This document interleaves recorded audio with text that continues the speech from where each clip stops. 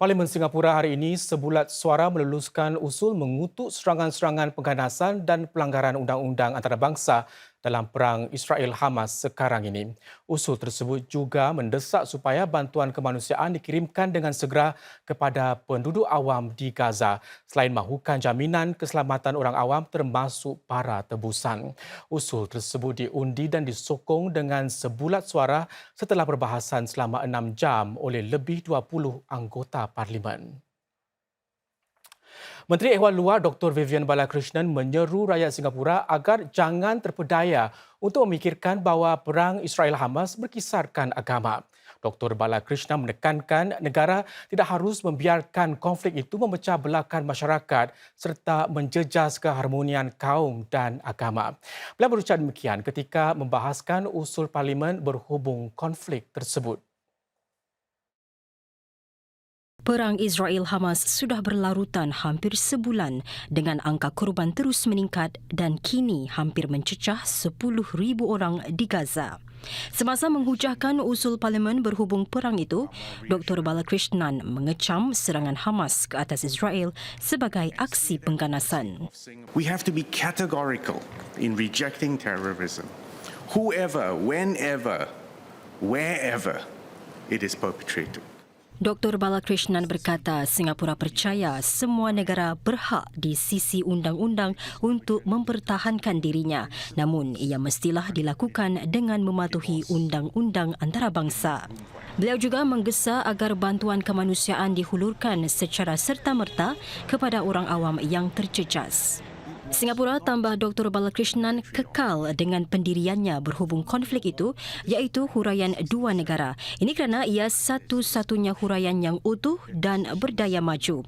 Dan Singapura sudah secara konsisten mengundi bagi huraian dua negara di Pertubuhan Bangsa-Bangsa Bersatu PBB sejak 1967. It is our sincere hope that over time both sides will muster the political will. In fact, I should digress, they need the political leadership with the conviction, the courage, and the political capital which they are willing to expend in order to make a two-state solution a reality.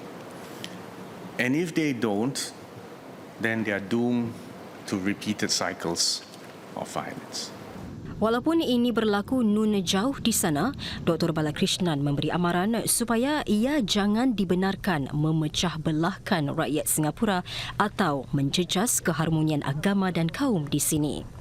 It is worth emphasizing that the Israeli-Palestinian conflict is not a religious conflict. At its core, the conflict has always been about territory, self-determination, identity, and complicated by intra-Palestinian and intra-Israeli domestic politics. And as I said before, it provides fertile ground for extremists on both sides to misuse religion to further their political aims. And we must not fall into that trap. Dr. Balakrishnan menambah konflik Israel-Hamas suatu peringatan jelas kepada Singapura bahawa kepentingan negara menjadi taruhan. Sementara itu, Timbalan Perdana Menteri Lawrence Wong menjawab pertanyaan beberapa anggota Parlimen berhubung kesan-kesan kepada ekonomi dan keselamatan Singapura. Beliau berkata sekiranya konflik Israel-Hamas meluas dan menjadi satu konflik serantau di Timur Tengah akan timbul kesan-kesan lebih luas khususnya kepada harga minyak dan makanan. Pemerintah sedang memantau situasi itu dengan teliti dan masyarakat harus bersedia sekiranya situasi bertambah buruk. Beliau juga mendedahkan bahawa ancaman-ancaman keganasan terhadap Singapura oleh kumpulan-kumpulan pengganas serantau secara online kini meningkat sejak tercetusnya perang Israel-Hamas. The police received 8 reports of offensive remarks or actions targeted at members of the Jewish or Muslim communities in Singapore. 8 may not seem like a large number to you, but in just this 1 month of October, we have received almost the same number of related reports as we did in the preceding 9 months of the year combined. So it is a very sharp spike. and that's why we cannot afford to be complacent. We know from our own painful history how disastrous ethnic and religious strife can be. Dalam pada itu, Menteri Kedua Ehwal Luar Dr. Maliki Osman berkata pada keseluruhannya, rakyat Singapura mempamerkan sikap berhati-hati, iaitu tidak membiarkan apa yang berlaku di luar negara menjejas keharmonian sosial di negara ini terkesan dengan perkembangan di Carikan Gaza. Dr. Maliki mengumumkan beliau akan berangkat ke Timur Tengah malam ini bagi bantuan kemanusiaan untuk Gaza. Seperti ramai rakyat Singapura yang saya juga amat terganggu dan merasa pilu atas kehilangan nyawa warga awam pada kedua-dua pihak serta keadaan kemanusiaan yang semakin teruk di Gaza. Sudah tentu masyarakat Islam kita khususnya merasa cemas, merasa resah, merasa sedih dan juga marah. Bagaimanakah kekejaman sebegini boleh berlaku? Tetapi tiada apa yang boleh membolehkan tindakan ganas yang dilakukan Hamas. Justru, pemerintah Singapura mengutuk keras tindakan ganas Hamas. Saya akan berangkat ke Timur Tengah pada malam ini dan akan ke Mesir untuk menyaksikan penyerahan bantuan kemanusiaan daripada SRC kepada Persatuan Sabit Merah Mesir dan serta sumbangan RLAF kepada UNRWA untuk Gaza. Saya akan menerima taklimat daripada pertubuhan-pertubuhan kemanusiaan ini mengenai situasi kemanusiaan terkini di Gaza. Dan saya juga akan mengambil kesempatan untuk bertemu dan berbincang dengan pemimpin-pemimpin Mesir mengenai peluang kerjasama kita untuk membantu bangsa-bangsa Gaza. Ketua Pembangkang dari Parti Pekerja Pritam Singh dalam pada itu juga bersetuju bahawa krisis Israel-Hamas itu adalah isu politik yang tidak boleh dipandang dari sudut keagamaan. Beliau antara ramai anggota parlimen yang bangkit menyertai perbahasan hari ini. We should not analyse a political issue through religious lenses. For us, it is a humanitarian issue, and both Israel and the Palestinians deserve to live in peace and harmony.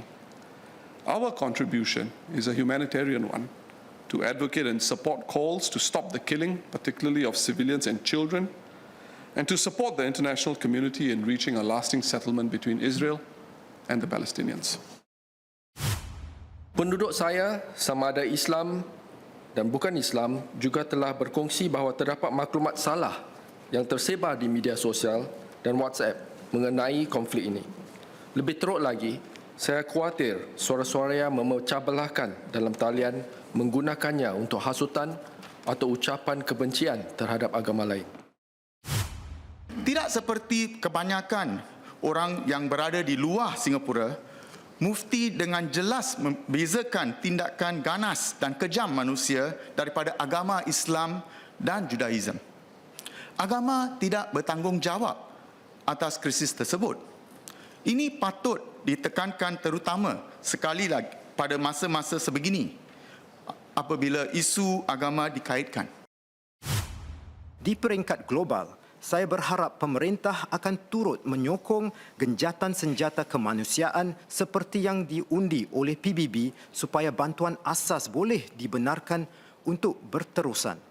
Saya juga menyokong suruhanjaya siasatan yang ditubuhkan oleh PBB untuk mengumpul dan memelihara bukti jenayah perang dan menyiasat dakwaan pelanggaran undang-undang antarabangsa. Saya harap Singapura akan menyokong usulan untuk mengheret sebarang pihak yang bersalah dan melanggar undang-undang antarabangsa menghadapi keadilan dan hari perhitungan kelak. Menteri Negara Ehwal Dalam Negeri Dr. Faisal Ibrahim berkata pihak berkuasa menolak 5 permohonan untuk menganjurkan perhimpunan berkaitan perang Israel-Hamas di sudut pemidato atau Speaker's Corner pada bulan Oktober. Pihak polis menyatakan perhimpunan awam sedemikian dilarang disebabkan risiko berlakunya kejadian akibat ketegangan yang meningkat. Perkara ini pernah berlaku di negara-negara lain.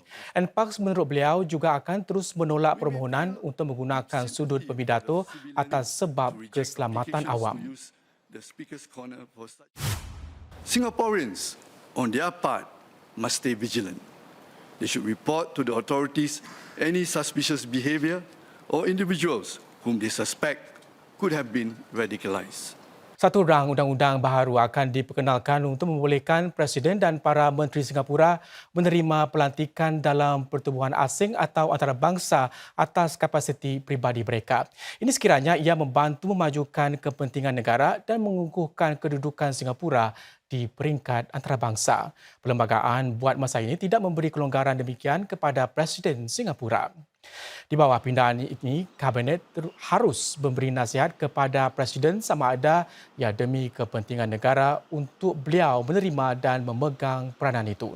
Kabinet juga boleh menasihati Presiden supaya tidak mengeluarkan kenyataan atau melakukan sesuatu semasa menjalankan tugasnya bagi peranan tersebut. Selain itu, Presiden juga harus melepaskan pelantikan berkenaan sekiranya dinasihatkan demikian oleh Kabinet.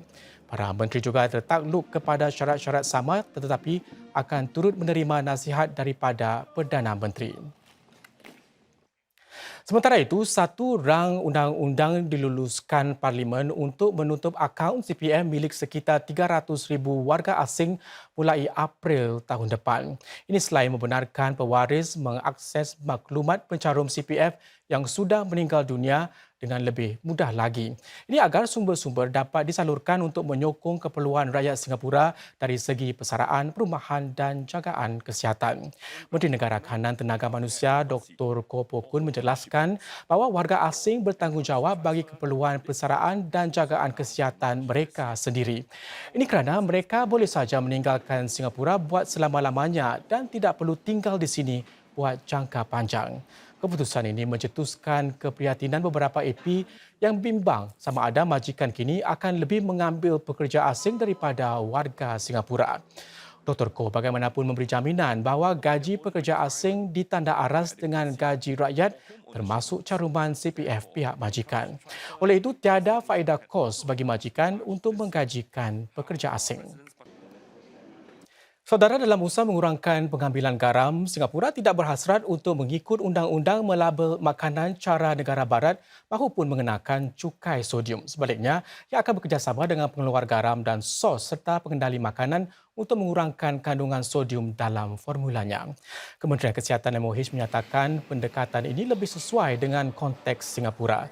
Di negara ini, pengambilan sodium kebanyakannya dalam bentuk garam, sos serta bahan perasa yang ditambah ke dalam produk makanan dan bukannya makanan diproses seperti di negara-negara Eropah.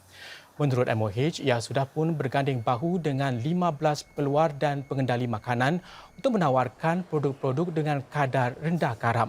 Ada juga rancangan untuk melibatkan penjajah, restoran, caterer dan chef menerusi sesi-sesi pendampingan. We also hope that they will help us explain to the public that salt is an acquired taste and that if we overconsume it over some time, our taste buds will get accustomed to it and fail to taste other natural ingredients.